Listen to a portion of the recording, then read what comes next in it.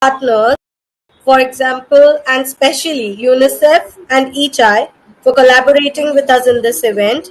I would also like to thank all our supporters, NITI Aayog, Atal Innovation Mission, and Gujarat University. A special mention to our supporters, Yuva, Startup Gujarat and Industries Commissionerate, Government of Gujarat, and our outreach and ecosystem partners, iHub, Young Indians, Co-Karma, Startup Oasis, Global Shapers Community Ludhiana, CIIE, IIT Hyderabad, iCowork, SSIP Wadhwani Foundation, and FRIA. With this, let me tell you about this session. This session is going to be on global perspectives and initiatives for scaling social enterprises. The speakers are very diverse, and I am very excited for this session because they are experts in their field. We have Mr. Jimmy Chia. Actually, there is some technical issue, I guess. Jatin has something to say. Jatin, you can take over from here. Yeah. Jatin, please take over from here. Yeah, there is some technical from Harshit's end, I guess. Yeah. Jatin, you can... Okay. Thank you so much, Harshit. Idea is to start on time and finish on time. We started 7:30 p.m. India time. We will finish around 8:30 p.m.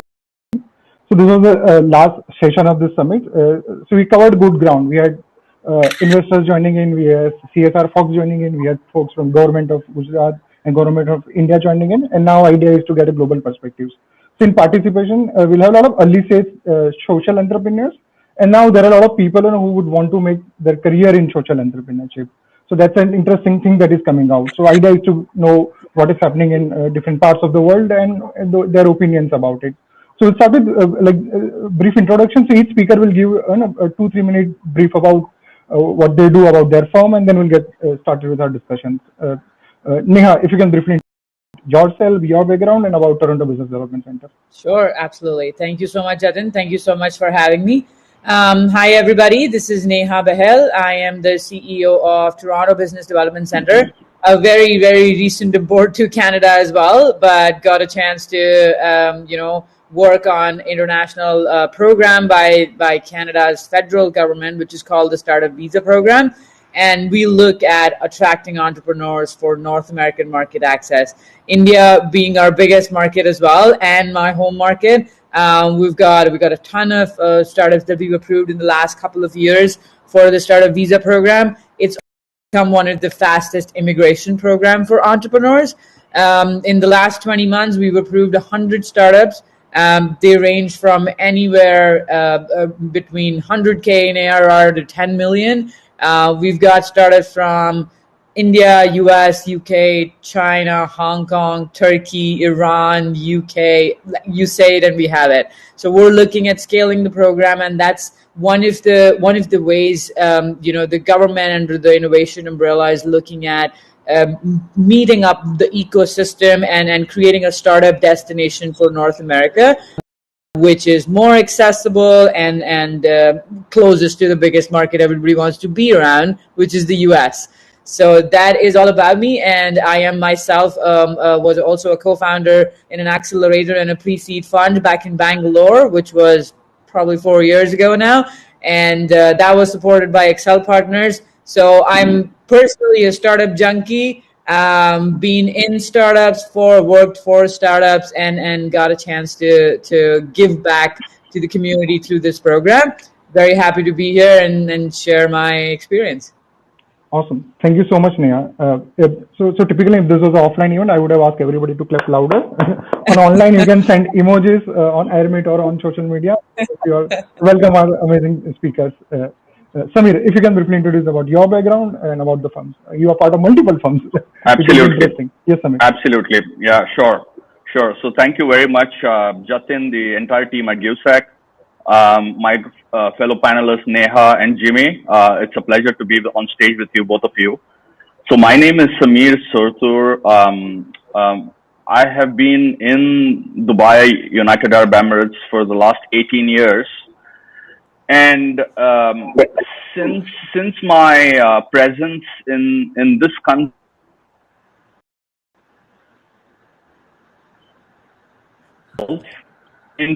according to the latest Startup Blink report, we rank at 67 which is fantastic, right?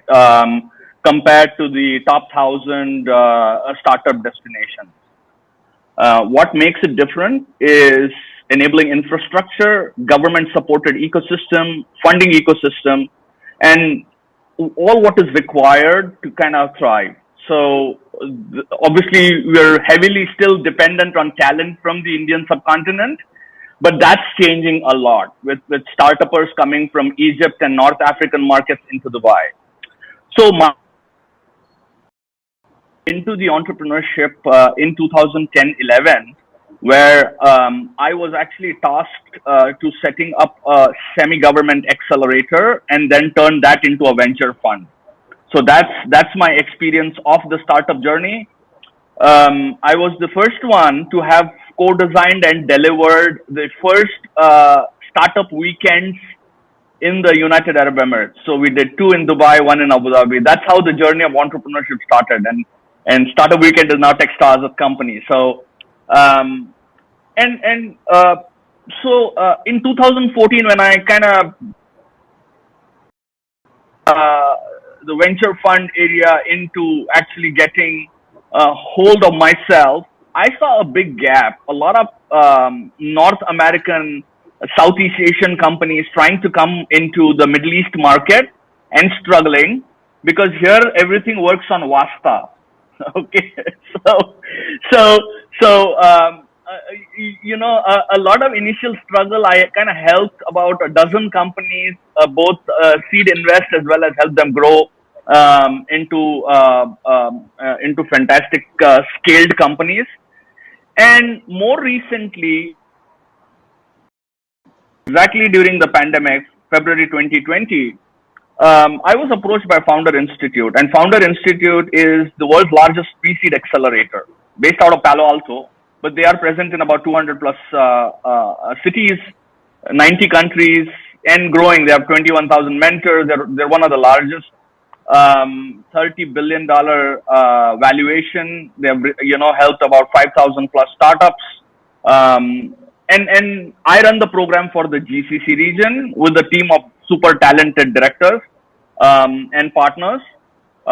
So I saw that, the growth, the companies who received funding at the seed stage, there were enough opportunities for them. But for the pre-seed, there were lack of opportunities. And actually, that helped me launch the Founder Institute. The difference of Founder Institute and the reason I got into them, launching them here, is they work on impact-based KPI. So I'll talk a little bit more about how it works. And, so if you're a startup, definitely the bigger money and the bigger buck is flowing into impact-based businesses. So happy to share my thoughts during the session. Handing it over back to Jatin. Thank you, Jatin. Yes. Thank you so much, Samir. A lot of people are responsible for that. Jimmy being one of them for climate change business impact startups. So Jimmy, if you can briefly introduce about your background and about 5 ventures, various things that you are part of. Yes, Jimmy. Absolutely, Jatin. Thank you so much. And Neha, Samir, very nice to meet you and to be a part of this lovely format today. As you mentioned, my name is Jimmy and I am a venture partner for ESG at Pi Labs, venture capital company here based in London. And so I am here in the UK.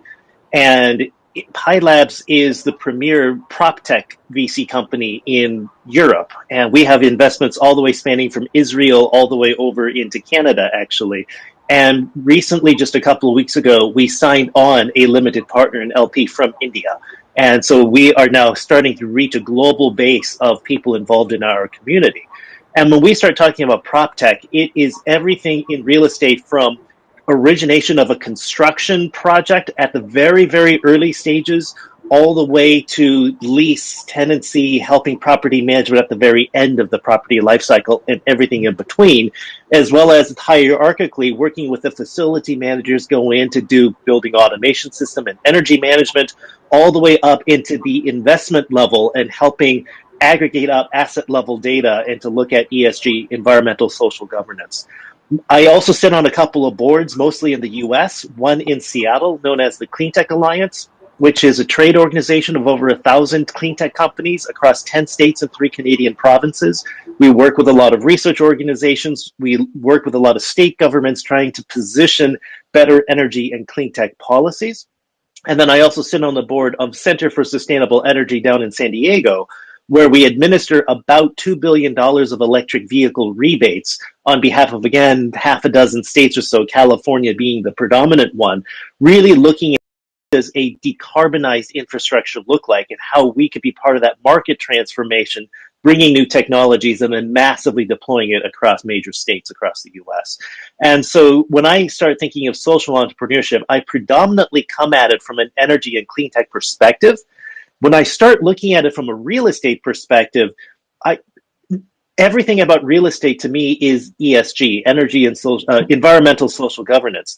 And I describe PropTech as basically we consume resources, whether that's electricity, water, sewage, trash, the materials, the wood, the steel, the cement. We consume all of these environmental resources in order to provide social space for people to convene, for people to come together. And so real estate is a very nice convergence sector of the environment, the clean tech, and the social all-in-one umbrella. Awesome. Thank you so much, Jimmy. So another thing we want to do with this session is to understand what's happening in social entrepreneurship scene in the region that you are based in, and how startups, because that is the focus for this summit, is GUSEC being the host for this program. Startups from India can potentially leverage those things. So Neha, what's you are leading an organization. You are a very awesome enabler for a lot of other ecosystem initiatives in Toronto also. So if you were to describe what's the social entrepreneurship scene in Toronto, which are the initiatives, which are the interesting startups that are coming out, or any broad level remarks that you would want to share.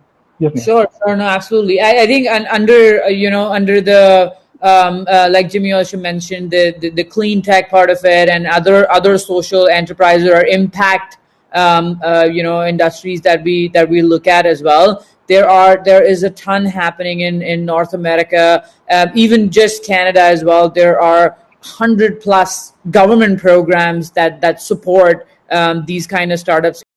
And then just given the program that we run for international entrepreneurs, I mean, even those kind of startups are eligible to come and scale and access the market and all of that. Yes, clean tech is a lot on the higher side of it as well. A lot is happening there as well. And even we have a lot of I think out of 100, I'd say at least the top 10 that we have, startups that we have are like from India and from Hong Kong and China as well. They are focused on those kind of clean tech technologies, or they have patents that they want to commercialize, which are mostly for, one of them is called Sabran Bioentry.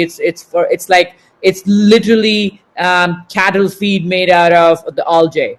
So they basically, on the dry fodder, they can mix that algae and make it green fodder, and which actually lets them use less the most important part of farming, right? Like the land that they have to grow that in. So there is a lot happening, and there's a lot of acceptance to that as well. Even looking at international entrepreneurs to come and scale, Canada does provide that kind of to government grants and government infrastructure where they can do what they want to do, rather than just being, a normal e-commerce, B2B SaaS. That all is there anyway. But yeah, there is a lot happening.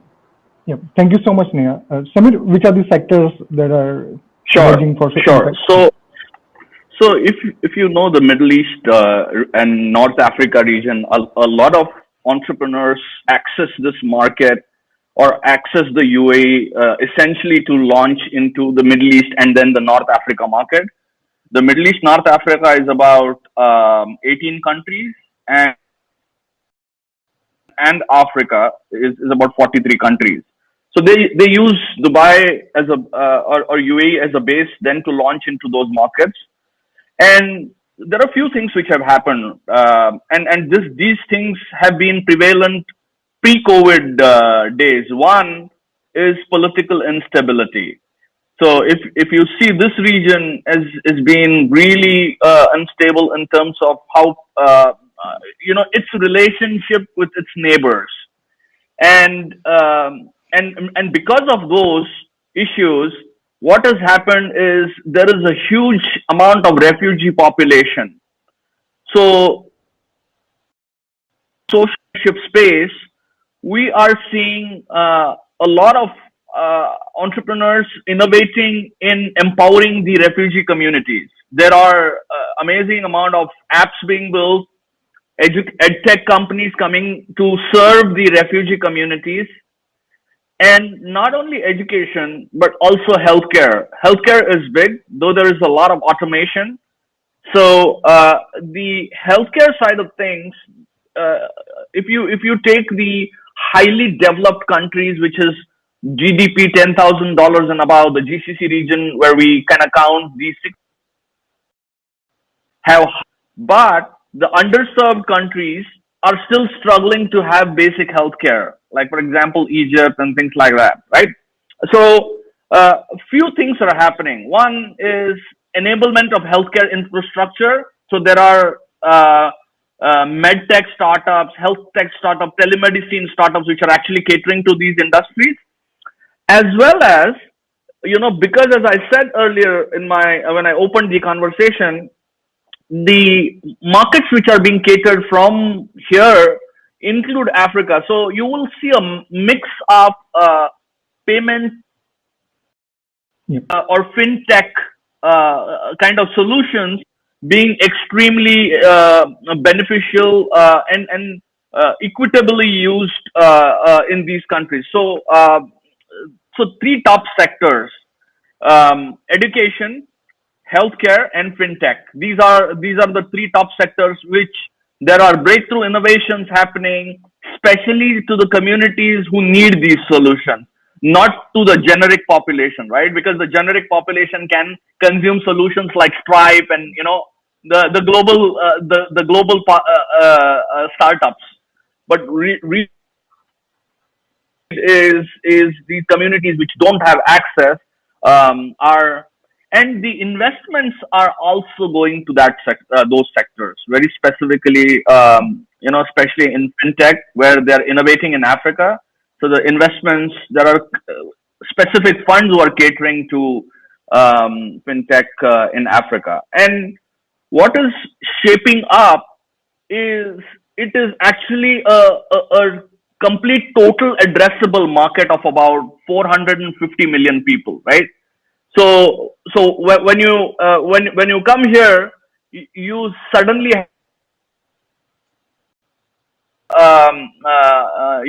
more population than the US, right? Where you have a large market, you have diverse population, you have diverse problems. Like in Indian states, we have different state has its own problem and similar thing. So these are some of the noticeable factors here, Jatin, we're seeing here. Yeah. Thank you so much, Samir. Jimmy, a two-part question for you. Yours is very focused around PropTech, sustainability. So what are the trends emerging? Where like any interesting initiatives, interesting innovations coming out? That is one. And another, you mentioned that you recently got LP in India. Any interesting trends that you observed that in the companies that you are associated with expanding into India, or Indian companies expanding and being part of some of the stuff that you do? Yes, Jimmy.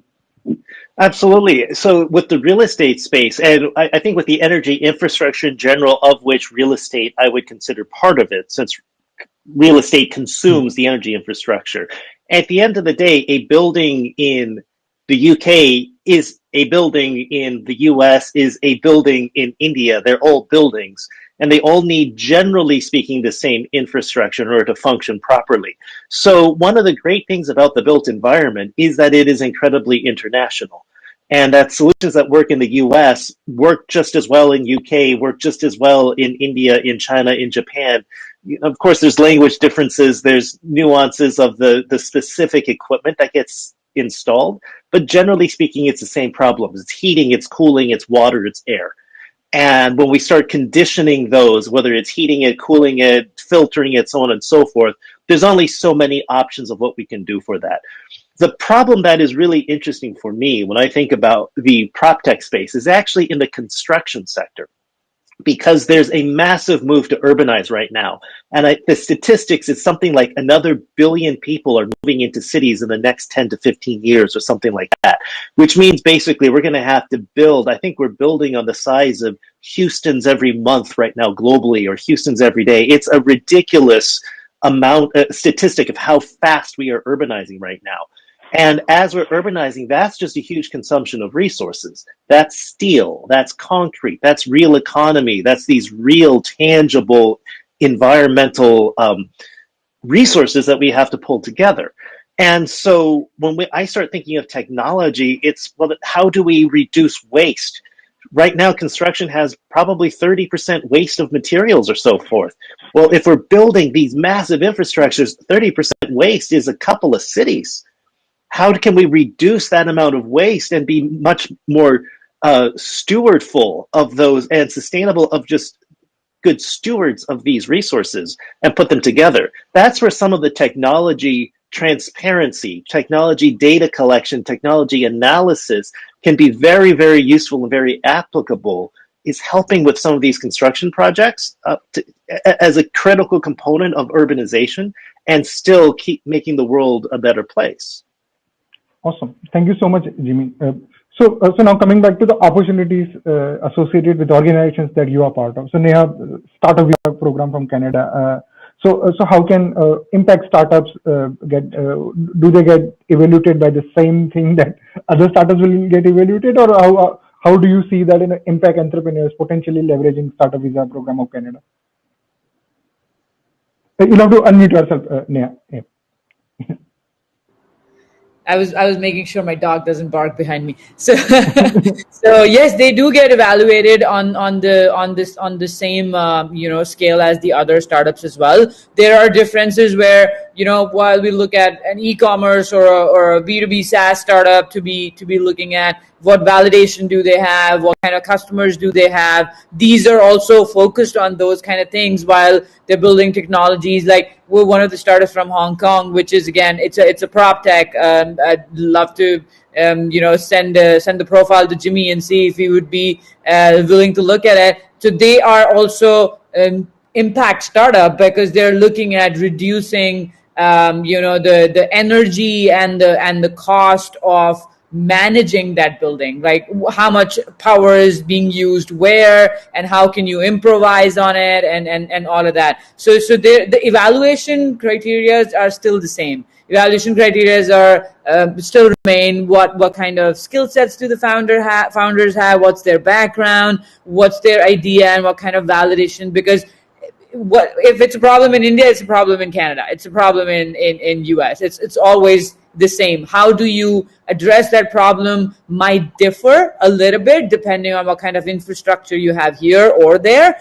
But yeah, they're pretty much the same. And when we look at those kind of startups and scale-ups for North America as well, it's about what's their roadmap.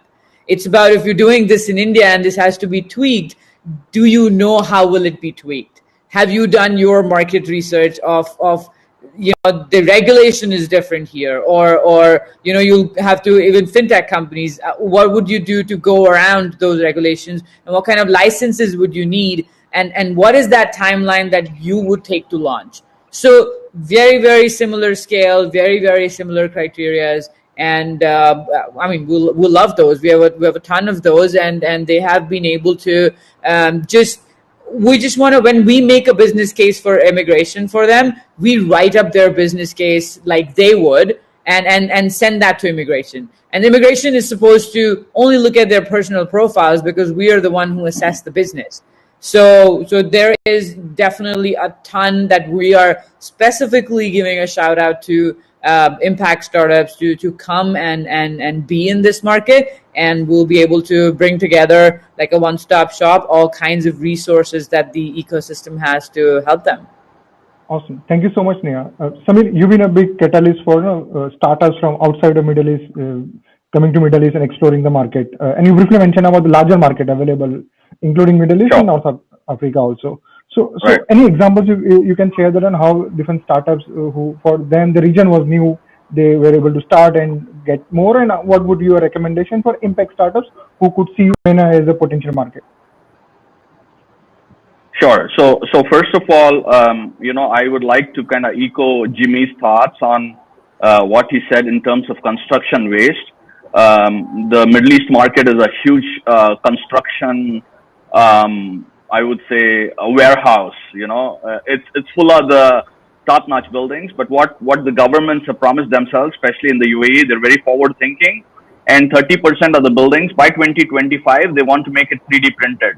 And the advantage of 3D printing is basically it removes all of these wastes. So that's one of the markets, which a lot of closely saying, how can we build technology? And more recently, there has been something called as an Abraham Accord. The Abrahamic Accord is an accord between Israel and UAE, which happened last year. And this is actually propelling a lot of startups in the ag tech space, in the construction space, in the health tech, med tech space, come and set up their manufacturing bases. And I want to give you a specific example of a med tech company which I was closely involved with. What it does, so the government in Abu Dhabi, and this is one of the investment offices of the arm of government of Abu Dhabi, is they have subsidized grants for companies wanting to come and set up manufacturing bases. And so they will take care of all of the up to 10 employees, the salaries and living costs and everything for a period of 3 years, and basically help them base their entire operations to cater to the larger market. These kind of programs are very, very motivating for companies. There's a very interesting startup from India which does it's called Crop In. If you know, this company does an analysis of the climatic conditions and then kind of helps saying in which season you should grow which crops, what are the chemicals components required for kind of growing these crops. So agriculture is big because this region is focusing on food security. Top, they are building huge infrastructure for food security, and every week we are seeing a lot of these initiatives come come in public domain to announce these initiatives so that more and more startups can work, helping get to solve the problem of food, to solve the problem of waste in construction, to solve the health tech, med tech issues, and so those kind of things are growing. And I think government is a catalyst. Earlier when it started, when the startup ecosystem started, we were all thinking that government is also into business, right? When this is conflict of startup in a startup ecosystem. When government and a startup coexist in a business, is very difficult for a startup to thrive. Right now, all the programs which are coming are government led. They want to onboard as many startups as possible to execute their larger macro vision. So yeah, there we are. Yeah. Thank you so much, Samir. Jimmy, you have seen a lot of startups. You would evaluate for our investment firms. So both the fronts, with the startups you ended up investing in, what are the things that they did right? That's why you ended up investing. And the other extreme, that why didn't you invest in certain startups that you felt were good, but certain aspects of them were not good? Both fronts. Yes, Jimmy. Yeah, that's a great question, and I think the way that we invest is actually very specific and very diligent. We have a research function at our venture capital company, and I am part of that research function as well as the head of ESG, the ESG venture partner.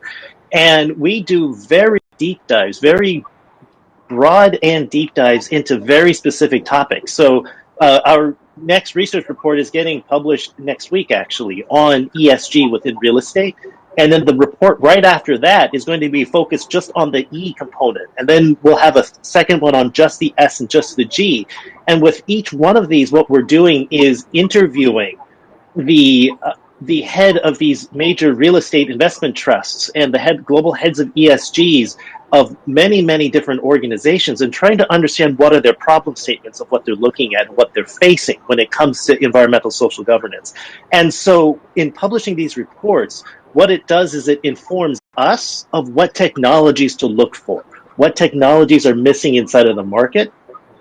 And then we can start looking and surveying the land of, we look at over 1,000 companies per year. We invest in 12. And so it's really difficult to get through that. But when we look at all of that entire ocean of things, the ones we invest in ultimately are aligned with the research that we're publishing of where the gaps are in the market. And I think very few VC companies actually do such a large white mapping landscape before they select where the gaps are and then tries to go and fill that gap with a technology business. And it's a strategy that very few VC companies do. Of course, we have to look at the team. Of course, we have to look at the financials. Of course, we have to look at everything that investors have to look at to come up with good financial returns, very strong financial returns. But one of the reasons that we're able to be successful in this market is because we're looking for those white spaces where no one currently functions. And then we invest in companies that are solving solutions inside those white spaces. Yeah. Thank you so much, Jimmy. There is a question for Samir. Sheikh Altaf has asked, are there any programs to start up manufacturing units in Abu Dhabi? There are. If you go to Abu Dhabi Investment Office, there are many programs listed under that website. So you can select, or feel free to connect with me after the event, and I'll be happy to guide you. Thank you. Awesome. And one of the things that we do when we have these panels is that we are awesome panelists. So and the kind of conversation that they have between them. So when we open up this, we open up for panelists to ask questions to each other. What question you would have for others? So Samir, if you were to ask question to Jimmy or Neha or both, what would that question be? I think the world is going solar and electric, and the infrastructure, the real estate is all sustainable material. There is a lot of innovation happening in the material itself. So from a fund perspective, how is your thesis evolving as you go and kind of invest in these emerging startups who are actually catering to new materials, new technologies? And how frequently do you revise your thesis?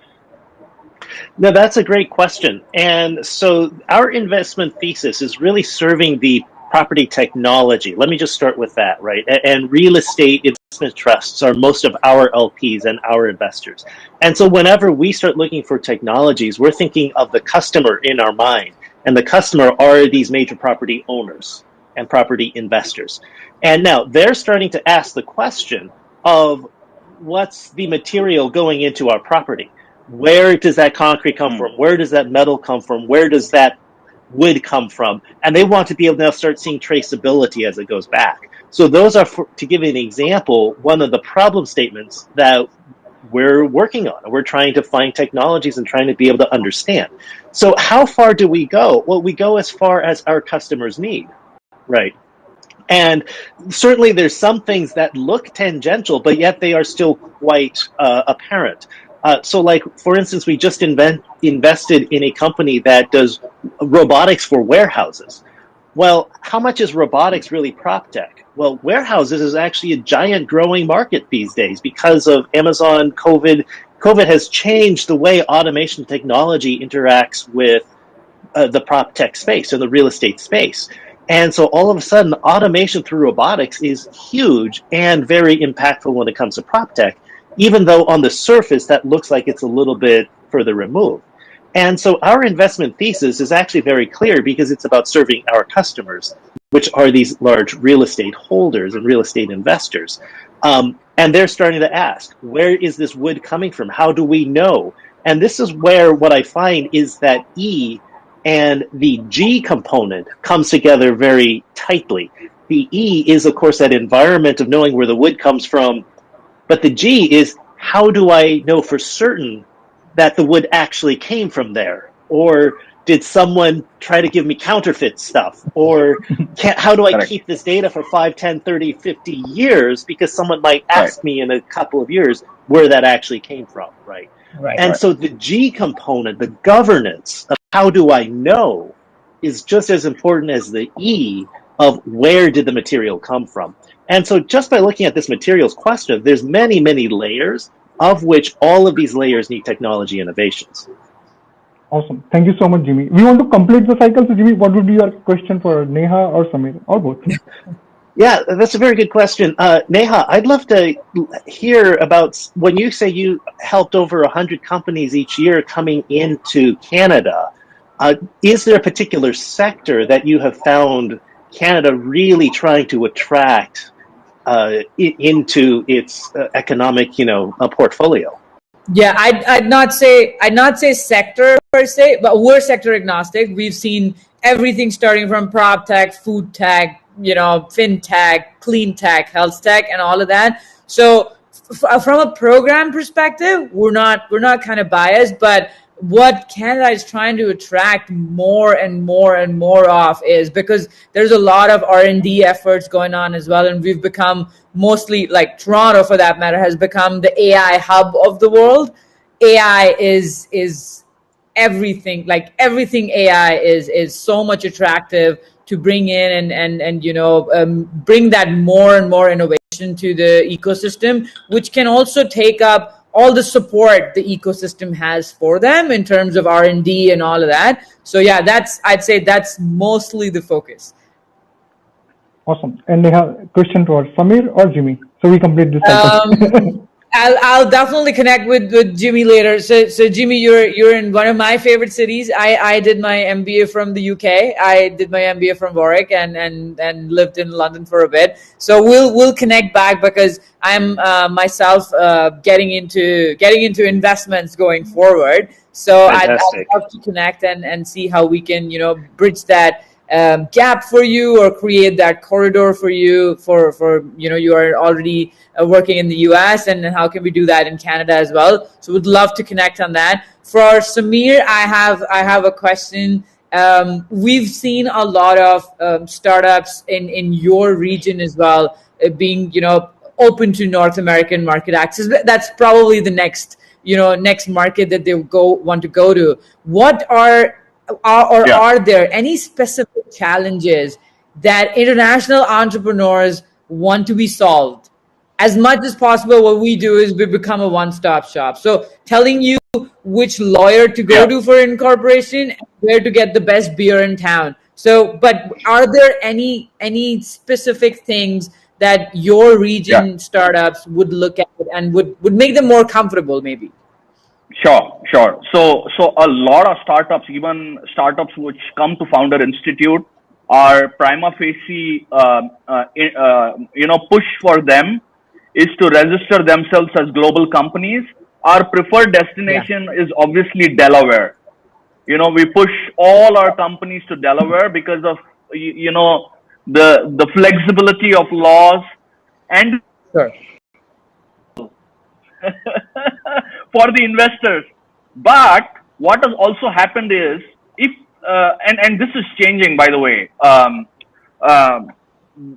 a lot of companies who want to launch in the US but want to really go from a beta testing market to actually a commercial market or commercialization have started looking at Canada, though they might register in Delaware, but they might kind of hop into Canada and then move to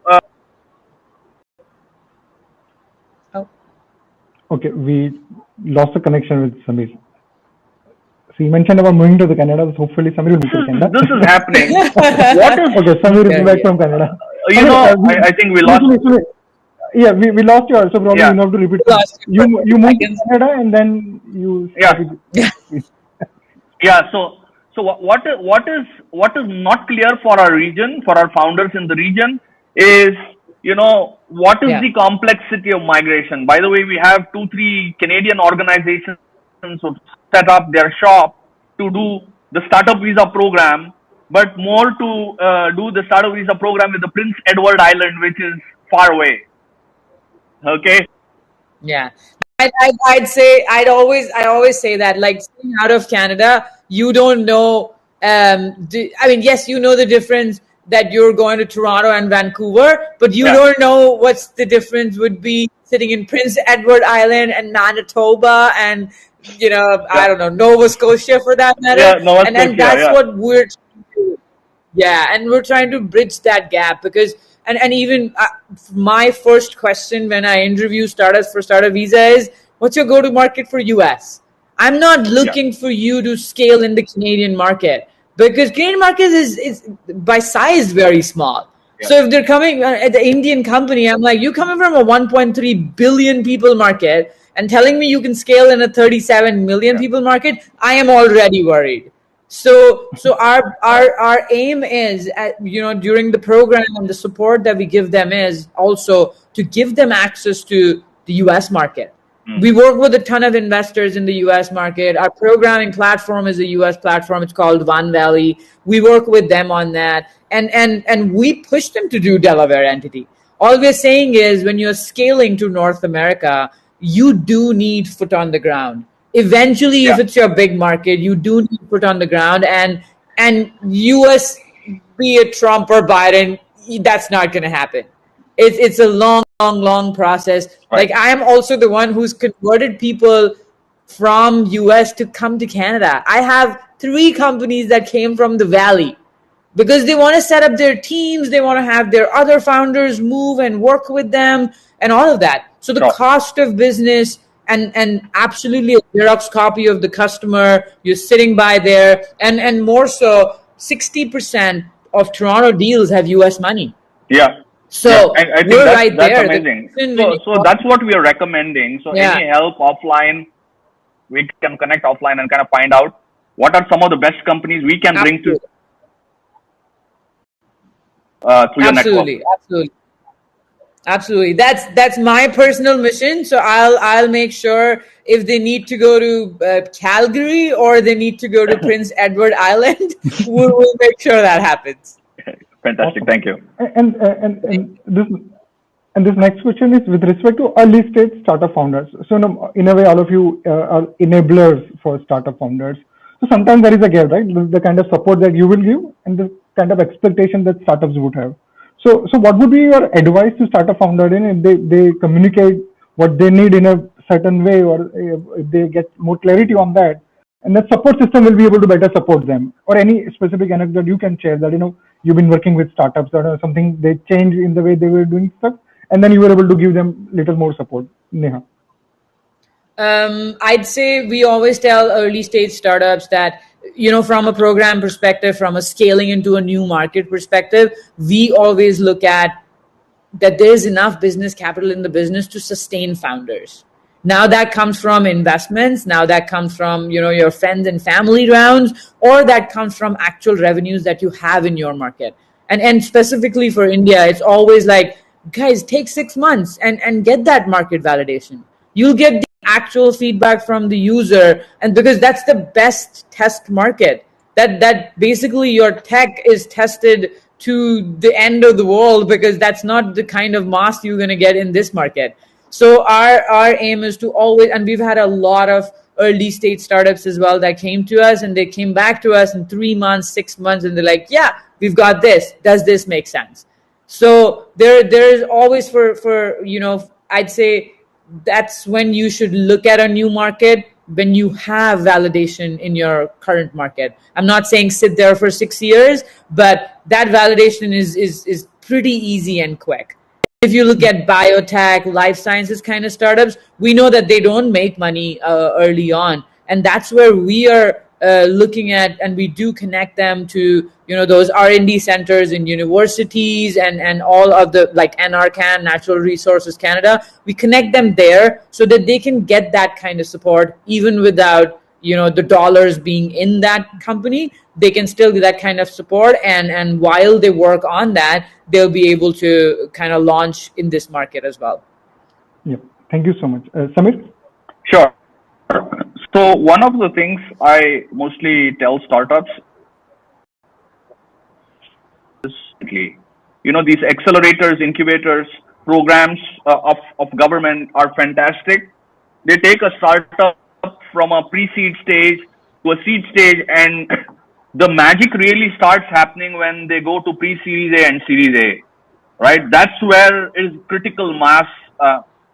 So one of the things, and this is a cause of failure as well. Why we say all the time that 90% of the startups fail is communication of these startup founders to their inner circle, to their investors is not. And I have actually,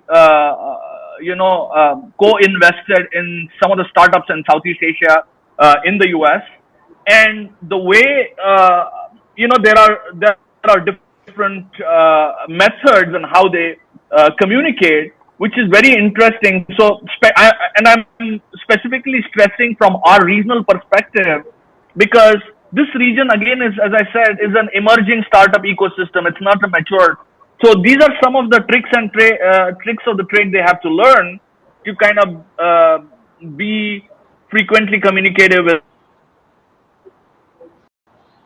their startup circle, inner circle. Second is identification of smart versus dumb money. A lot of startup founders do not understand whose money should I take in my startup. They cannot make the differentiation unless you've been a founder once or twice and you really know who should be my angel investor and things like that. While in the matured markets, it's clearly understood and they go by the rule book and they go by their experience. In our market, this is very hard. So I think these are a few things I would, because there is a lot of tradition heaps, and they don't know whether we should take that money. Yeah. Thank you so much, Samir. Jimmy, what would be your insights or I have also been an entrepreneur. I have started a company. I've done the whole Silicon Valley pitch. I've been on Sand Hill Road, and been through the ringer and just completely wringed dry from pitching every single day, many times every single day. And whenever I talk to a founder, what I really try to coach them on is personal resilience, because it doesn't matter what the technology is. It doesn't matter what stage you're in. There will be the days, the weeks, the months when you're just simply grinding. And when you're grinding and it just wrings you dry. And it's during those times that the personal resiliency is super important to push you through and to make sure that you don't lose your mind and that you don't start going crazy and making poor decisions. And what I have seen time and again is the entrepreneurs who are not prepared for that mentally, they start making poor decisions when going gets tough. And what I try to coach is to say, it's very easy for entrepreneurs in their enthusiasm and their excitement to do best case scenario planning, but they rarely think about what if the worst happened tomorrow. And not knowing what that looks like means that they really quickly slide into areas where it's really hard to dig out again. And so whenever I meet someone new, a founder that I have not worked with before, I really try to understand where they come from a personal resiliency perspective, because it's the strength of their passion, the strength of their vision that's going to carry them through those difficult times. Once you get through those difficult times, there's beautiful days on the other side. But getting through those difficult troughs is something that I try to work with these entrepreneurs with. Awesome. Last 10 minutes of this session, and I want to ask few questions. So we'll try to do in a rapid fire, so you can give 1 or 2 line answers to it. So we'll start with Jimmy this time. So Jimmy, what changed in your life, pre-COVID and after 1 year of living in COVID? the change was not me. The change was other people. I have been working for myself and from home for the last 10, 15 years or so. But yet there was always an expectation of going and seeing people. And when COVID happened, all of a sudden I could work from home far more productively than I used to be because everyone was working from home. And that actually freed me up to do much more international work. Previously, I had to live in the city to work in the city. Now I could live in the UK and work in San Diego. And that is much more commonly acceptable today than it was pre-COVID. Awesome. Samir? I think I learned a lot about people, while pre-COVID days, you actually trusted people when you met them. But during COVID, literally, whether those relationships are worth nurturing further is what I learned during COVID. And that has sufficiently increased my productivity. And as Jimmy was mentioning, literally some of the things which on Zoom. So the initial 2 meetings, I always go on Zoom. If there is a document to be signed in person or something like that, then I would kind of go in person because Dubai is fairly open these days. So, but I learned about people, their behavior, how they have changed and moved their lifestyle with time, especially, and how they have quickly adapted. I have seen my kids move from a physical school environment to a digital school environment overnight, right? Overnight. So I have seen the humanity can change very, very quickly. And before that, we didn't know that this could happen so rapidly. So people, situation, technology, all has led to kind of acceleration in where we are today. And this is going to remain forever, by the way. This is not changing anytime soon. Right. Neha, what changed in your life? I think I learned a lot about myself. It's always counterintuitive, right? We would not throw ourselves in a situation like this, but what all we could do by not being in the office and all of that, I learned a lot about myself. How much more can you do? Like we were thinking, India is our priority market. We're going to travel 3 times a year to India. We travel to India 5 times a month. It was online, so it was as effective as it could be. And I myself, I'm a very, very social person, but looking back inside, I think this made me very much more comfortable with myself and with everybody else who was supposed to be there, but was there online, was there, available to talk to you, but not actually meet you. I think it was a very crazy growth journey for myself, because like Jimmy said, he's been working from home from 10-15 years. I've been the person who needs to be out at 8 a.m. and on the run, get a coffee at Starbucks and meet 50 people in a day or something. But I think it's changed, and like Samir said, it's gonna stay the same. It's gonna stay the same for a long, long time. And the next question is more of a personal question that I want to know. After pandemic, I realized the relationships, valuable friendships. So now, so this is what I tell. If I want to give one word advice, make good friends in life. That comes very, very handy. So you are support system for others, other startup founders. What is your support system? Your certain friends, your family, or anything that you would want to share, Neha? Oh my God, my support system for COVID. I got a COVID baby. I got a golden retriever for myself that I was probably never up for, because I was like, I travel so much, I'm out so much. How will I have that dog in the house, and who will take care of it? Because also I'm a control freak, so I have to take care of everything. I cannot. It's very hard for me to delegate personal things. So yeah, I think my support system has been completely that. Awesome. Makes me go out of the house 3 times a day. Mandatory to do it, and I think that kept me really sane. I think my support system has always been my family, and even if we went into COVID, and everyone were working from home. And literally, everybody would jump into each other's call at some point. The printer is making its own noise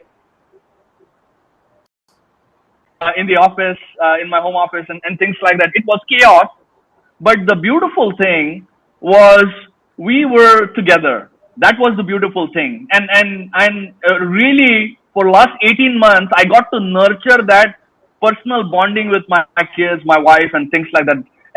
And also become a good chef, for that matter. Yeah. Wow, that is nice. Yeah. 90% of Indian dads learned cooking in COVID. Yeah. Sure. Exactly. Exactly. So, Samir, next time when you That's visit great. Dubai, And I want to learn how put to you on cook the Indian. skill set that you've developed. Excuse now to pick that up myself. The UK, there's plenty of ingredients.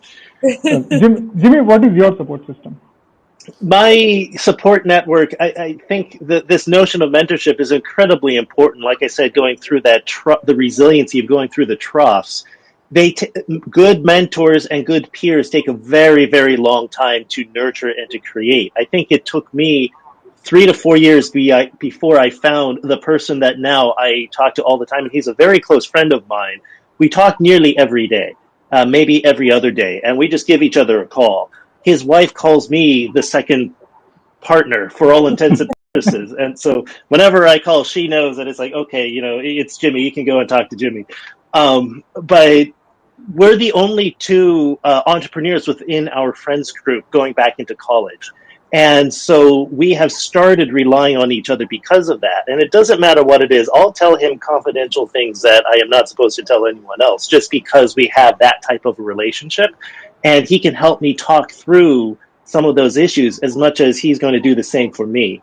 And it does take a long time before you find someone with that type of comfort. But then once you find that person, it's incredibly valuable to hold on to it as tightly as you possibly can. And that was also the way that supported me all through COVID as well, was, again, we already had the tradition of talking every day.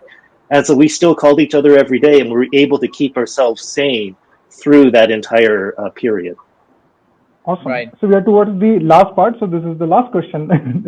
The question is about what would be your advice for the startup founders who are watching this conversation, those who will watch this video, impact entrepreneurs. There is so much of things that they could potentially get, but your one-line advice that, what should they do so that they get it right, or anything that you may want to share. Jimmy, one-line advice for impact entrepreneurs.